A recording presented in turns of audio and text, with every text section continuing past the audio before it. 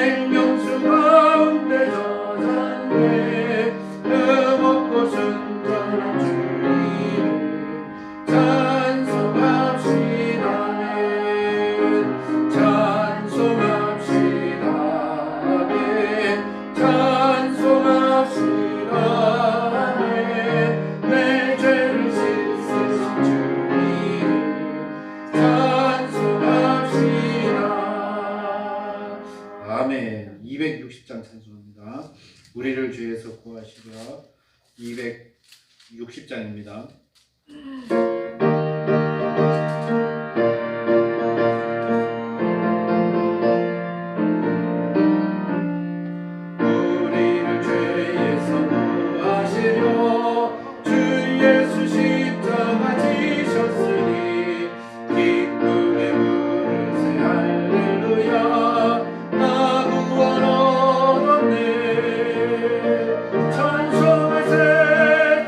찬송하세 주님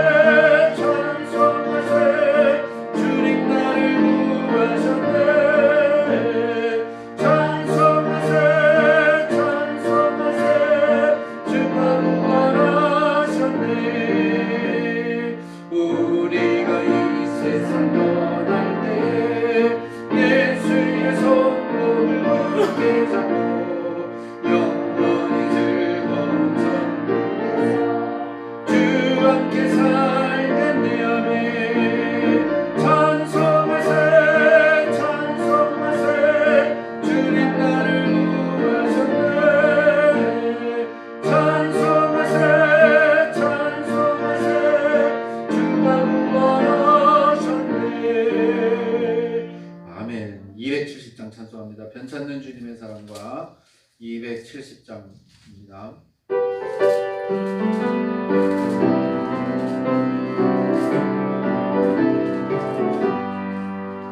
변찮는 주님의 사랑과 거룩한 보혈의 공로를 우리 다 찬양을 합시다.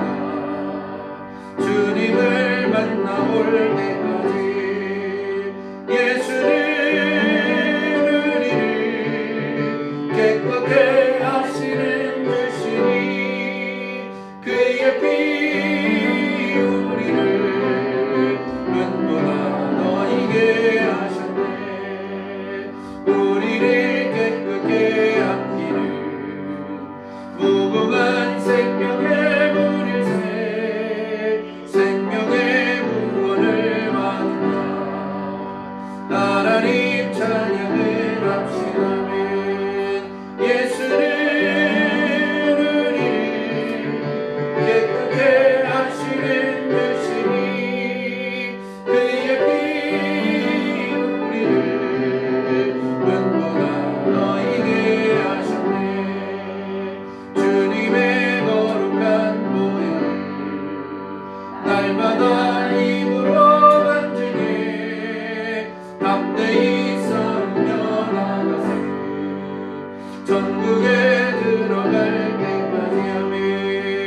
예수는 우리를 깨끗해 하시는 주시니 그의 피 우리를 눈보다 너희게 하셨네. 십자가 단단히 붙잡고 날마다 이기며 나가세 아멘. 머리에 면류관 쓰고서 주 앞에 찬양할 때까지 아멘. 예수는 우리를 깨끗게 하시는 주시니 그의 피 우리를 눈보다 너희게 하셨네. 아멘. 283장 찬송합니다. 나 속죄함을 받은 후 한없는 기쁨을 283장 찬송합니다.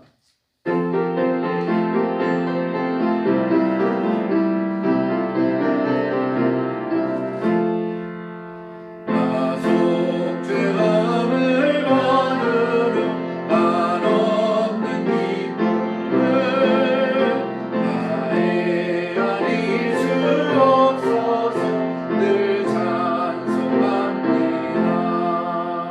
나 속죄받은 후 나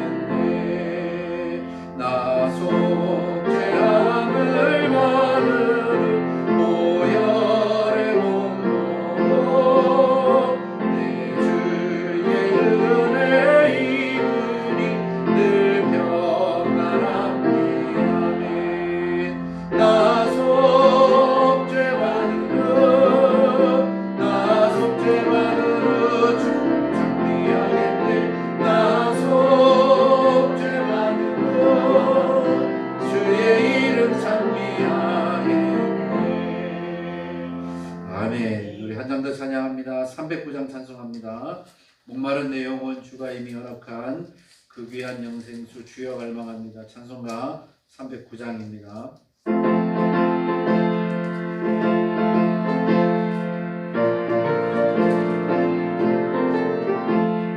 목마른 내 영혼 주가 이미 허락한 그 귀한 영생수 주여 갈망합니다. 그 약속 따라서 힘써 간구하오니 오 주여 내 기도 들어주소서. 아멘. 예수의 사랑 예수의 사랑 바다 물결같이 내게 임하니 영광의 물결에 온전히 쌓여서 내 영혼의 기쁨 한량없도다. 목마른 내 영혼 주가 이미 허락한 그 귀한 영생수 주여 갈망합니다. 그 약속 따라서 힘써 간구하오니 오 주여 내 기도 들어주소서. 아멘. 예수의 사랑 예수의 사랑 바다 물결같이 내게 임하니 영광의 물결에 온전히 쌓여서 내 영혼의 기쁨 한량없도다. 주에게 약속한 금비 내려주시며 은혜의 저물은 건너편에 떠올라 그 귀한 징조가 내게 밝히 보이니 나 힘을 다하여 주께 간구합니다. 아멘.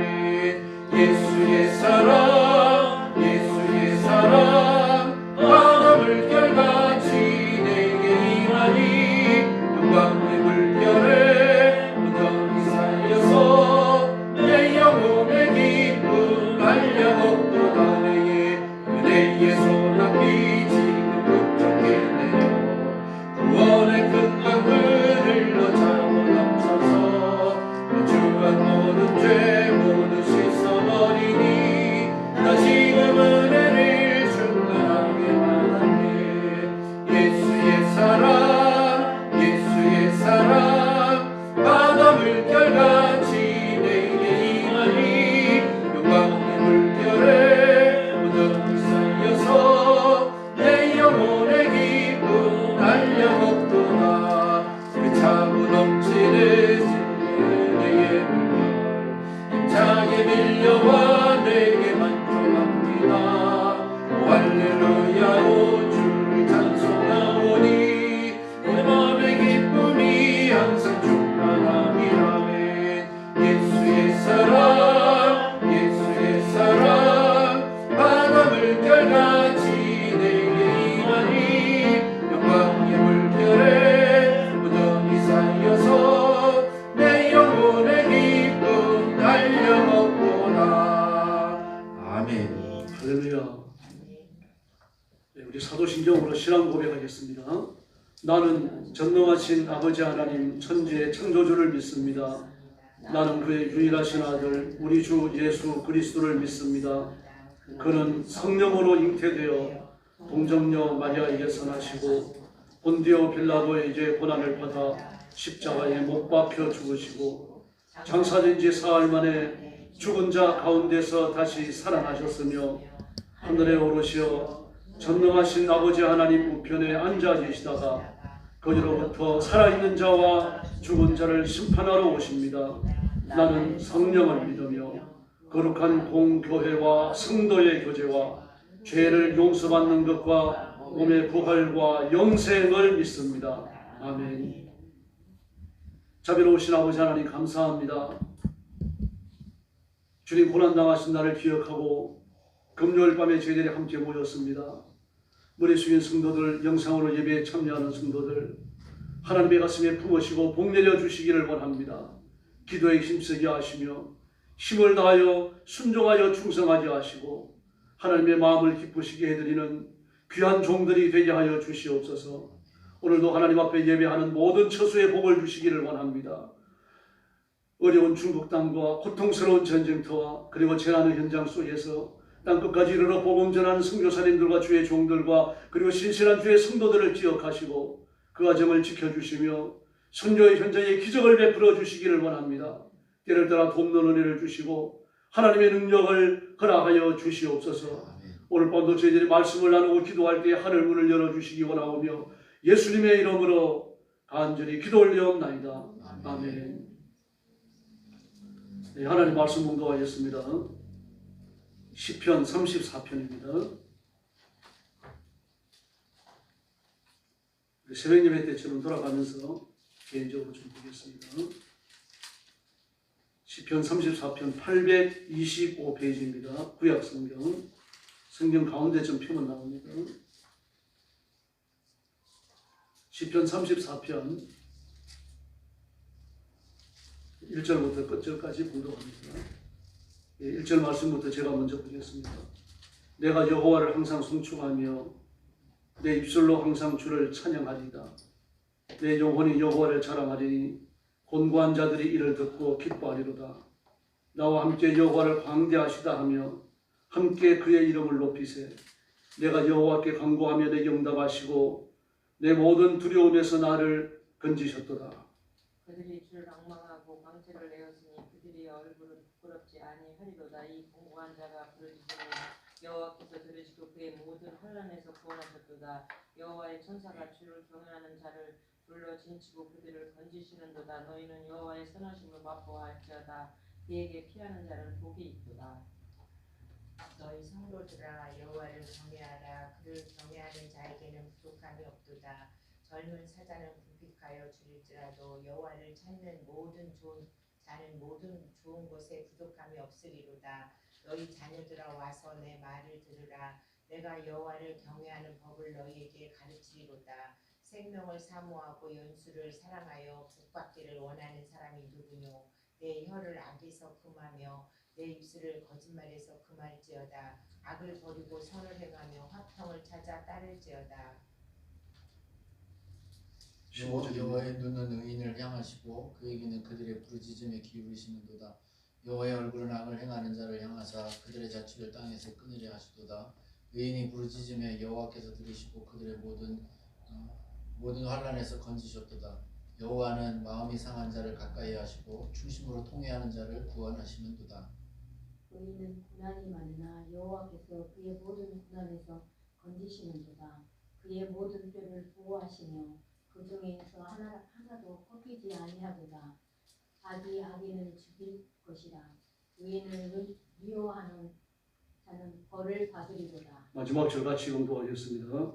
여호와께서 그의 종들의 영혼을 속량하시나니 그에게 피하는 자는 다 벌을 받지 아니하리로다. 아멘. 오늘 말씀의 제목은 믿음의 기도입니다. 사무엘상 16장에서 다윗의 소명과 험난한 여정이 시작되어집니다. 그는 사울의 병기 잡은 자도 하고 사울의 군대 장관도 하면서 많은 전투에서 승리를 올립니다. 골리앗을 쓰러뜨리고 그의 목을 베고 그의 칼을 빼앗아서 하나님의 성소에 보관하기도 했습니다. 그런 수많은 전투에서 승리했고 정말 놀라운 전과를 올립니다. 그래서 이스라엘 여자들은 사울이 이긴 자는 천천히요 다윗이 이긴 자는 만만이라고 하는 노래를 지어서 부를 정도였어요. 그처럼 다윗은 가는 곳마다 승리했습니다. 하나님이 그를 높이셨기 때문이고 하나님이 그를 전격적으로 사용하셨기 때문입니다. 그랬던 그가 사울의 미움을 받죠. 다윗은 지속적으로 승승장구했어요. 이제 그걸 보면서 사울은 자기에게 맞는 그런 신하로 사용하면 될 거 아닙니까? 정전투의 사령관으로 쓰면 될 것이고 또 나라 안에서도 군사들을 맡겨가지고 치안을 정비하는 데 쓰면 될 것이고 사용하면 되는 거 아닙니까? 그런데 그 꼭지가 도는 일이 생기죠. 사울이 죽인 자는 천천히요 다윗이 죽인 자는 만만이로다. 백성들이 지혜가 없는 겁니다.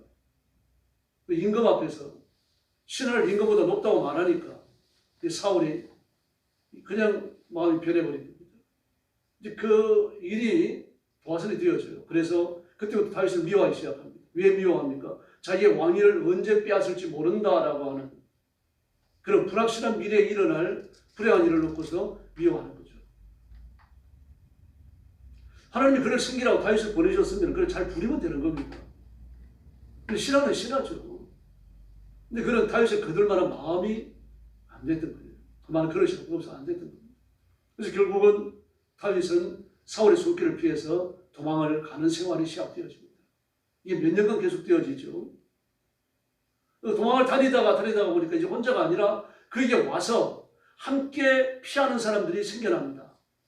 남자 장정만 600명이 되어져요.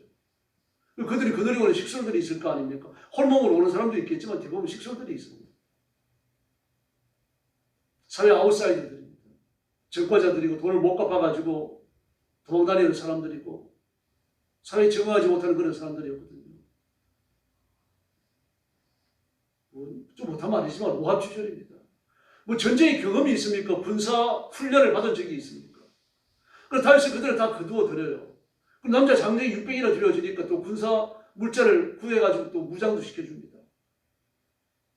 그들을 거느렸어요.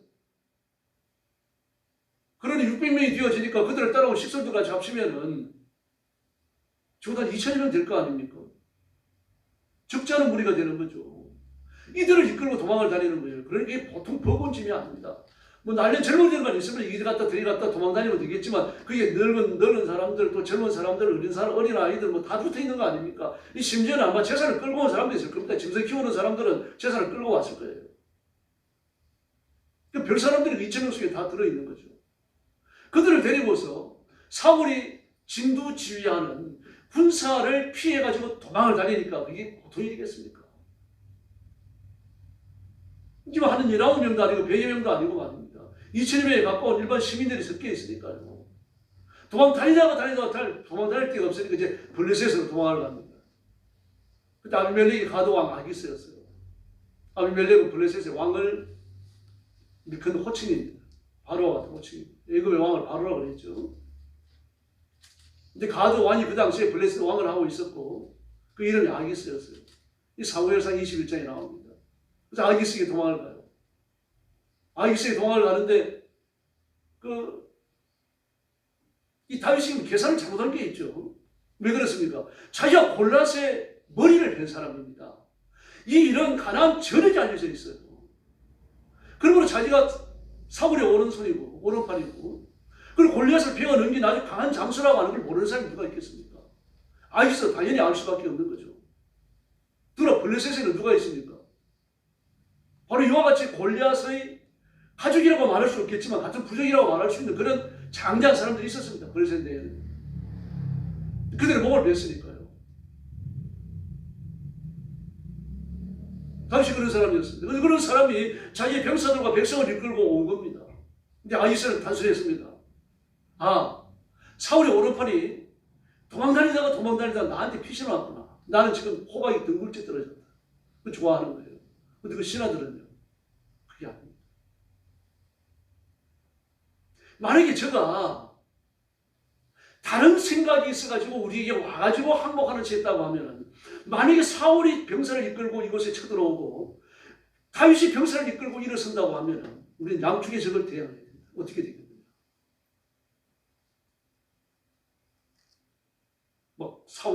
다윗이 그 얘기를 들어요. 사울의 신하 소리를 들어요.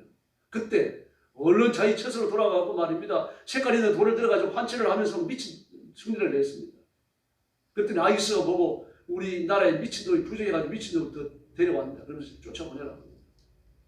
다윗이 미친놈 치고 와가지고 갑자기 미칠 수 있습니까? 다윗이 미쳤다고 소문이 나 있었어요. 그렇게 소문이 났습니다. 그 왜 그랬습니까? 사울이 그런 소문을 낸 거죠. 자기가 귀신 들렸지만 자기가 악한 중에 제압을 당하고 있지만 다윗이 그랬다라고도 말할 수 있는 건데 그래서 내가 쫓아냈다. 다윗은 정신이 온전한 자가 아니다. 그게 부합한 행동을 다윗은 한 거죠. 평소에 자기에게 어떤 소문이 난 것을 알고 그리고 그 소문에 맞는 행동을 한 겁니다.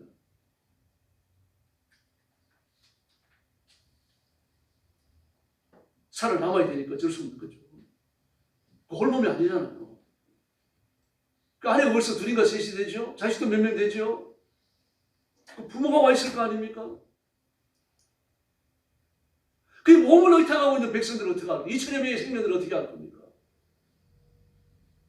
바로 이것이 다윗이 왕이 될 차지를 가능한 중요한 척도가 됩니다. 그런 미친 척을 해서라도 자기 백성을 보호했던 겁니다. 뭐 자기에게 돌아올 일신상의 위험이나 자기에게 돌아올 수치나 조롱은 하나도 신경을 쓰지 않습니다. 오직 내 백성을 보호해야 된다. 다윗의 마음속에는 그 생각밖에 없었어요. 그래서 다윗이 미쳐서 사울에게 쫓겨난 것으로 알고 신랑이 쫓아냅니다. 그리고 다윗은 위기의 생명을 건져주시고 하나님이 보호해 주신 그 깊은 섭리를 감사하면서 드리는 기도가 오늘 시편 34편입니다. 시표제에 그렇게 되어져 있죠. 하나님의 간섭을 발견한 겁니다. 아, 하나님이 나와 함께 계시는구나. 그걸 뼈저리게 체험했습니다. 그 일촉즉발의 위기 아닙니까? 사울에게 죽든지 아니면 아비스에게 죽든지 두 칼날 안에 죽어야 돼요. 그런데 두 칼날을 다 피해버렸습니다. 이건 다윗의 지혜 가지고 부족한 거죠. 그리고 백성들 중에 아무도 죽은 사람이 없습니다. 하나님이 다 보호하셨어요. 어느 한 생명도 잃지 않았다는 이야기입니다. 이처럼 하나님의 간섭은 다윗의 지혜로운 행동으로 드러났습니다. 이게 지혜의 말씀 연사입니다. 하나님께서 다윗에게 초월의 지혜를 주시는 겁니다. 네가 이렇게 행동해라, 저렇게 행동해라. 이런 말을 해라, 저런 말을 해라. 이게 다윗이 자신이 마음속에서 어려나는 게 아니라 외모의 사람이 주시는 거예요. 그래서 은혜입니다. 은사입니다. 그런데 아기스와 신하들은 어떻습니까? 다윗을 판단하는데 실패하게 만들어요. 아주 부정확하게 판단하도록 그 지성을 어둡게 만들어버리십니다. 그래서 다윗은요, 정확한 판단을 하고 정확한 행동을 하도록 하나님께서 자녀를 베푸십니다. 이게 얼마나 놀라운 차이입니까? 한쪽은 지성이 어두워졌고 한쪽은 지성이 밝아진 겁니다. 한쪽에는 지식의 말씀의 은사가 임했고 한쪽에는 어둠의 영이 임한 겁니다. 누가 승리하겠습니까? 오늘 이 은혜가 저와 여러분에게 충만할 줄로 믿습니다. 다윗의 용기를 보십시오. 그는 아기스와 아기스의 신하들이 자신의 정체를 바로 파악하자마자 바로 미친 척을 했습니다. 아주 분별력과 판단력이 정확했죠? 그걸 누가 주십니까? 하나님이 주신 줄 믿습니다. 하나님 이런 분이십니다. 위기에 대응하도록 빨리빨리 결정할 수 있도록 하나님의 은혜를 베푸신다는 이야기입니다. 이 자기의 자존심을 지키고 자기의 면위를 지키기보다는 자기에게 충성심을 다하면서 따르는 생명들이 고귀했던 겁니다. 자기의 생명을 의탁하고 자기를 의뢰하는 백성들이 중요했던 거예요.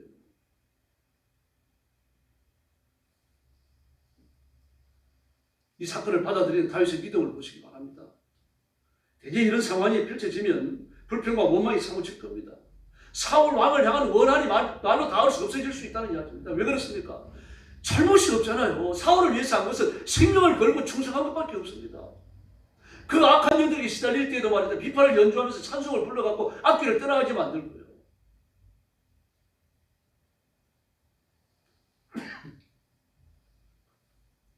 쳐들어왔던 모든 적들을 쫓아내고 전쟁터마다 승리를 안겨주고 사울의 정치에 영광의 기록을 부른 사람이 누굽니까? 다윗 아닙니까?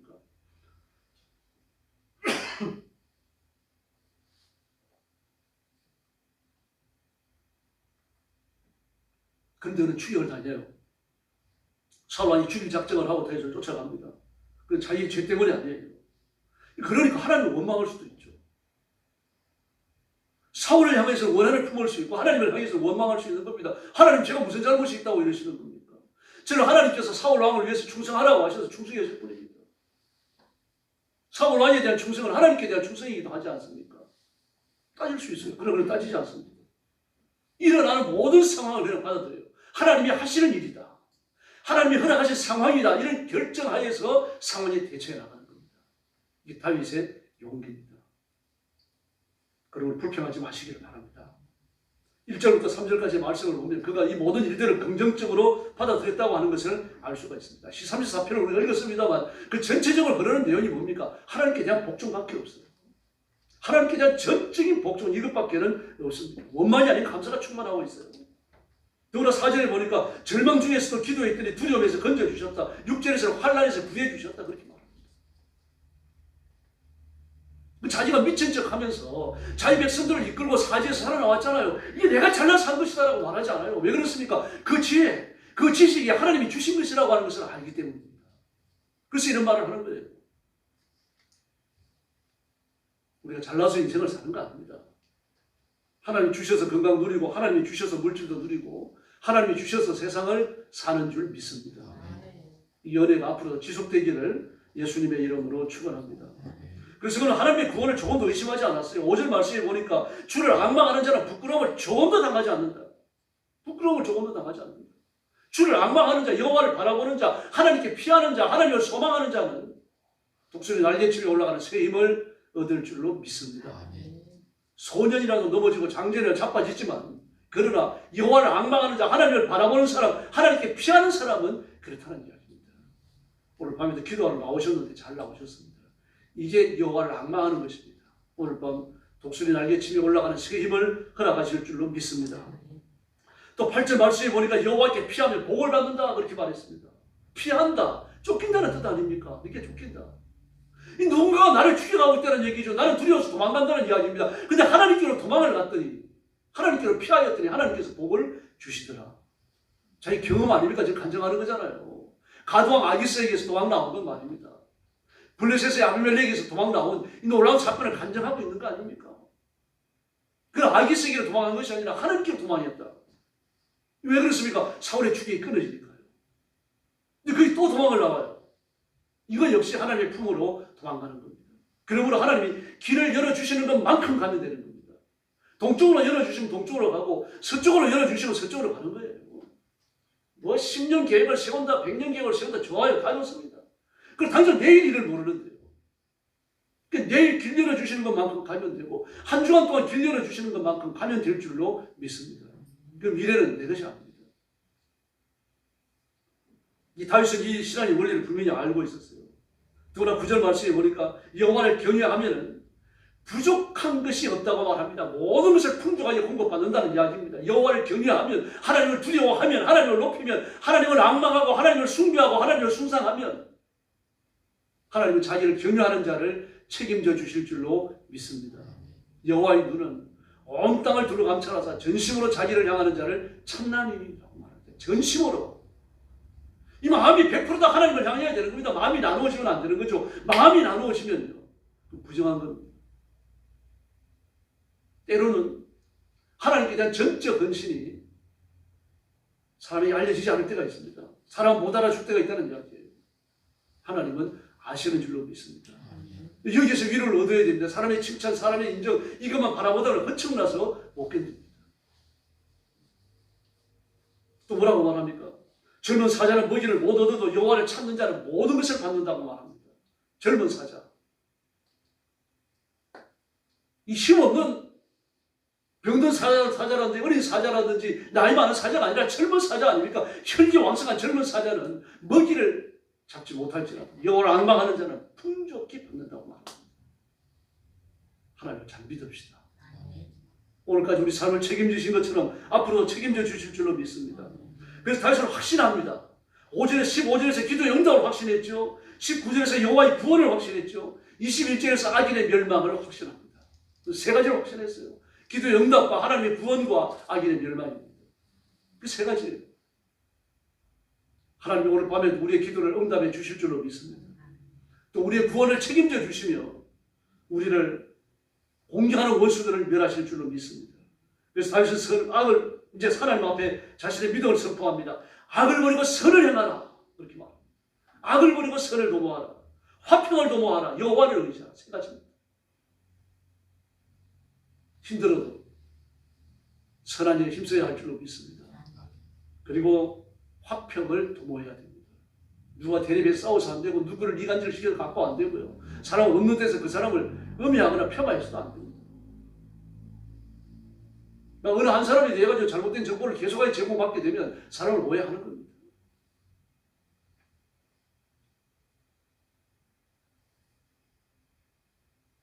사람은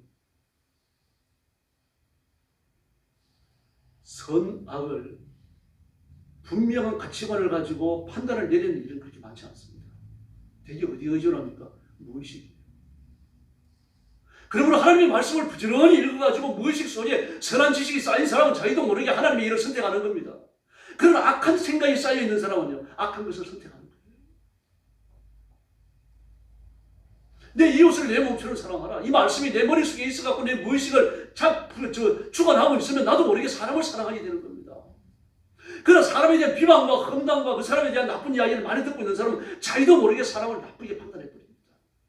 이게 죄짓는 거죠. 마귀가 그걸 원하는 겁니다. 그래서 성도와 성도 사이에 화평을 무너뜨립니다.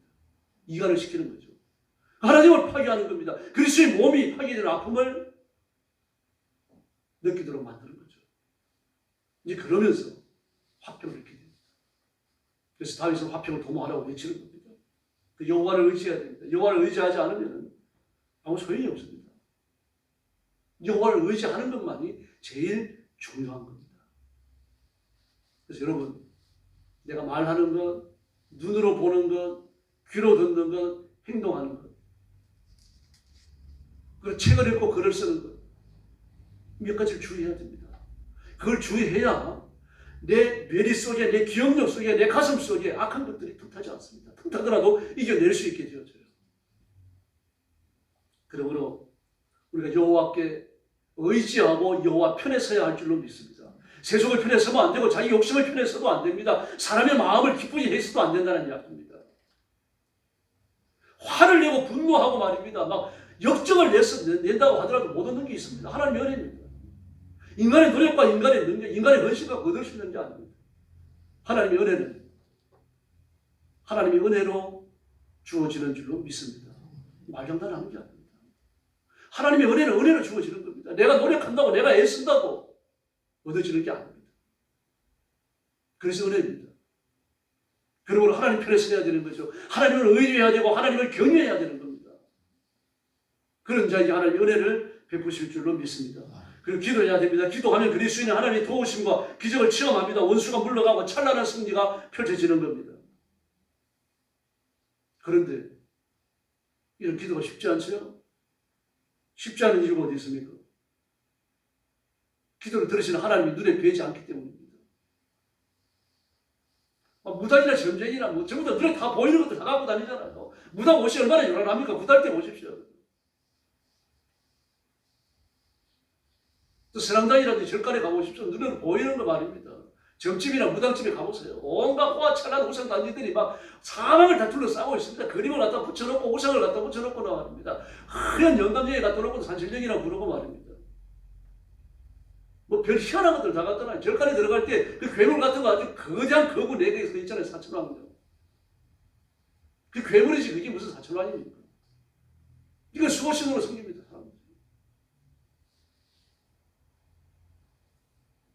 근데 그게 전부 다 눈에 보여요. 근데 하나님은 눈에 뵈질 않습니다.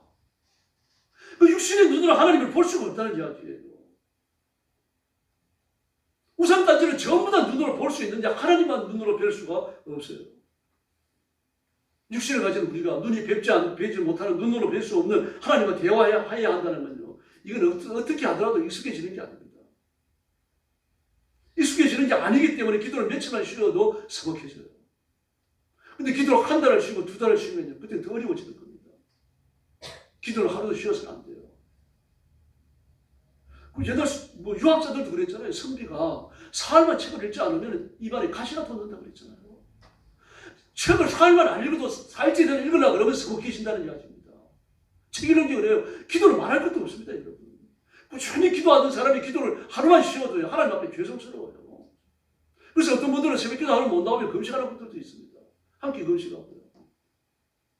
바로 그런 마음의 서먹함, 마음에 좀 이게 뒤로 처지는 듯한 그런 영적인 감성들을 이겨내기 위해서 그런 거죠. 무당이나 점쟁이나 자연주의를 추구하는 모든 신앙들, 그런 절간에서는 사람에게 성기를 안 따집니다. 그렇게 해라, 깨끗해라고 누가 따집니까? 살인자가 와서 점쳐달라고 점을 안 쳐줍니까?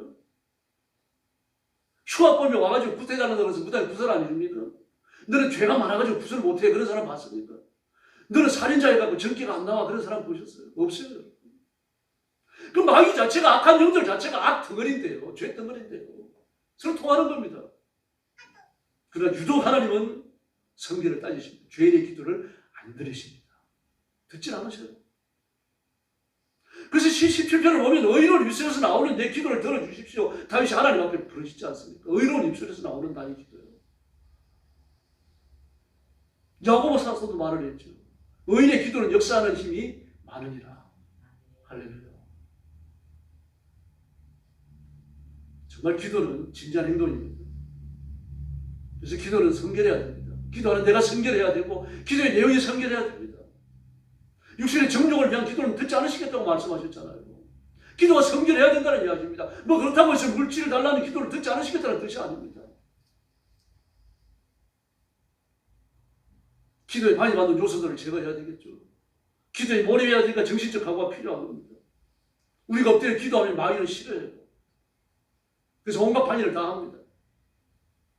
그러나 우리는 힘써서 하나님 앞에 엎드려 부르짖어야 할 줄로 믿습니다.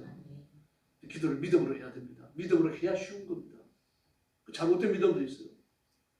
그래서 그것에 따라다니는 코끼리가 보통 5톤에서 7톤 정도예요. 많이 나가는 10톤 가까이 나갑니다. 근데 그 코끼리 보셨죠? 저도 봤는데 어디에 매여 있습니까? 뭐 그냥 손가락 같은 철 하나 박아놓고 거기에 묶어놔요. 근데 코끼리가 못 움직입니다. 사람이 뽑아도 뽑을 수 있는 거 아닙니까? 막대 박아놓는 거 사람이 박아놓는 거 아니에요. 거기에 묶어놨어요. 근데 왜 그렇습니까? 코끼리는 어릴 때부터 거기에 묶여있는 훈련이 되어 있기 때문입니다. 그러므로 자기가 일단 거기에 묶이면 꼼짝을 못한다고 생각을 합니다. 의외로 코끼리가 머리가 좋아요. 어느 정도로 머리가 좋은가 하면 한 번 갔다 온 길은요 거의 기억을 한다고 합니다. 그 정도로요. 더구나 반복 행동을 하잖아요. 반복 행동을 하면 기억을 하잖아요. 저희 집에도 이제 어항이 있는데 뭐 버들지 필이 요만한 것들이 꽤 많아요. 몇십 마리 돼요. 근데 아침 저녁 모이 줄 때가 되면요 막 그 어항 가위로 모여가지고 막 파닥거리면서 튀어오를 것처럼 난리를 치킵니다. 전부 다 한 마리에서 빠지면 전부 다 몰려들어요. 두 차례 그런 난리를 피웁니다. 아침에 모이 줄 때하고 저녁에 모이 줄 때하고.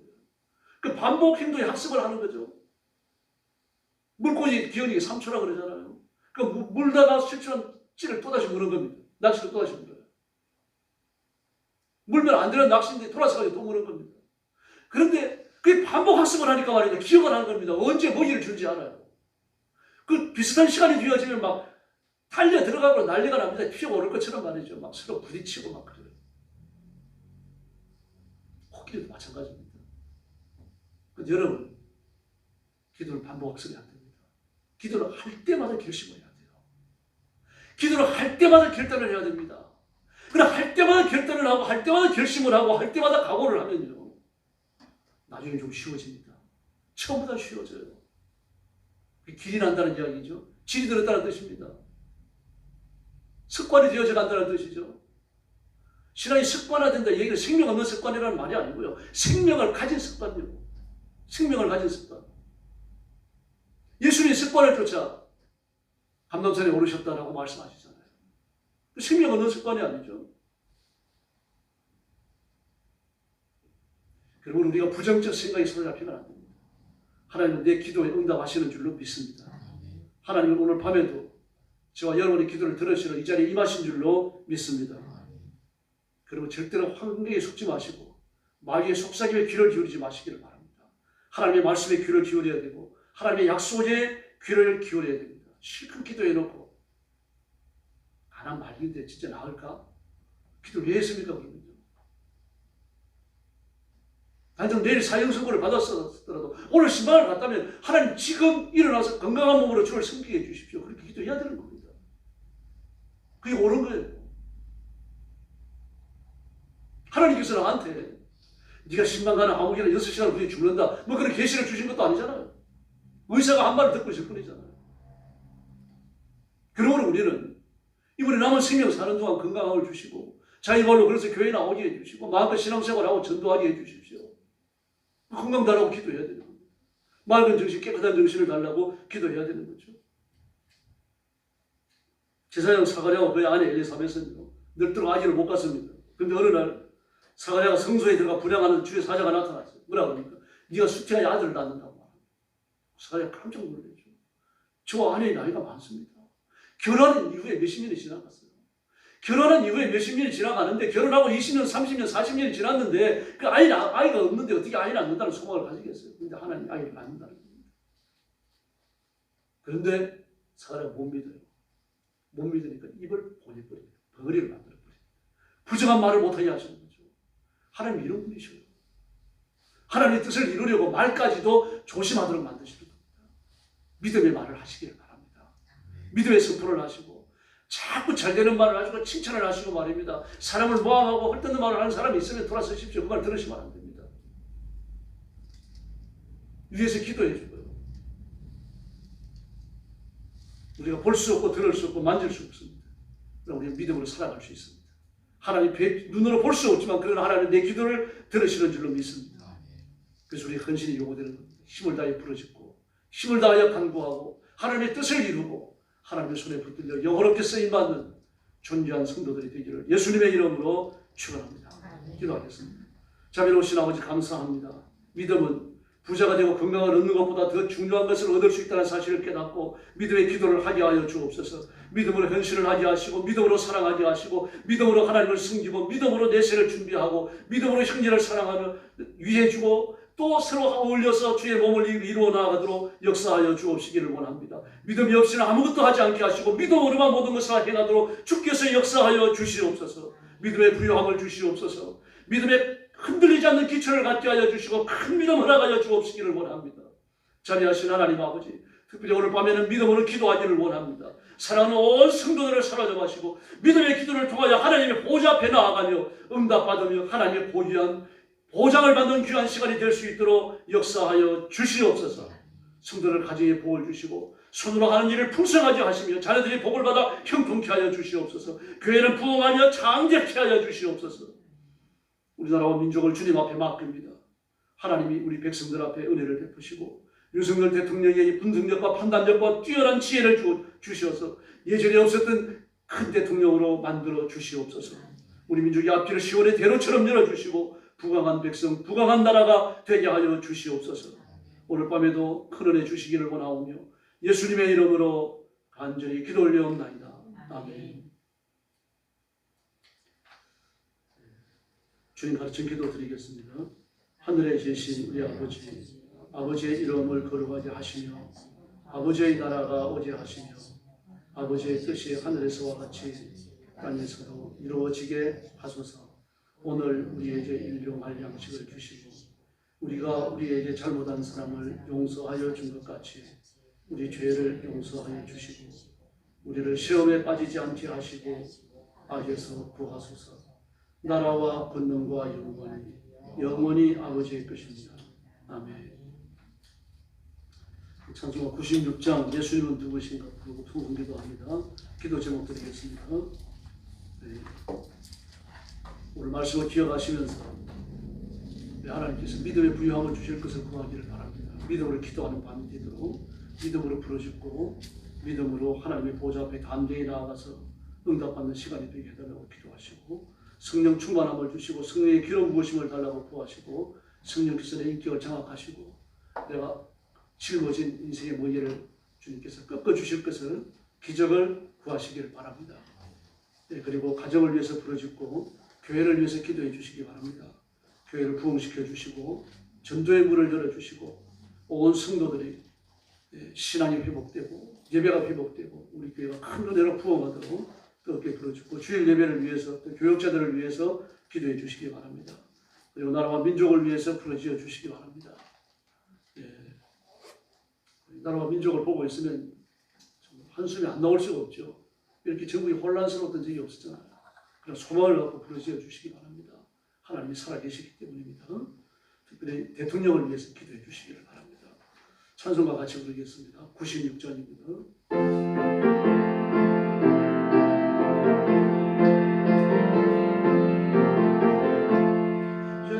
예수님은 누구신가 모든 자의 위로와 없는 자의 공산이며 천한 자의 높음과 잡힌 자의 노림되고 우리 기쁨 대신에 예수님은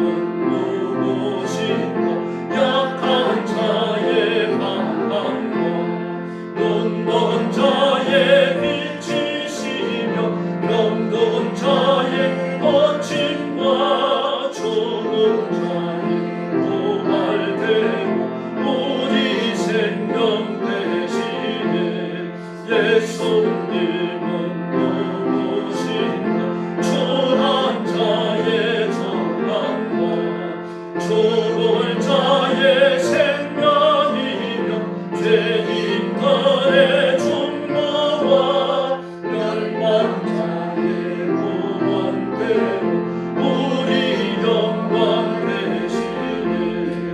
예수님은 누구신가 원교회의 머리가 온 세상에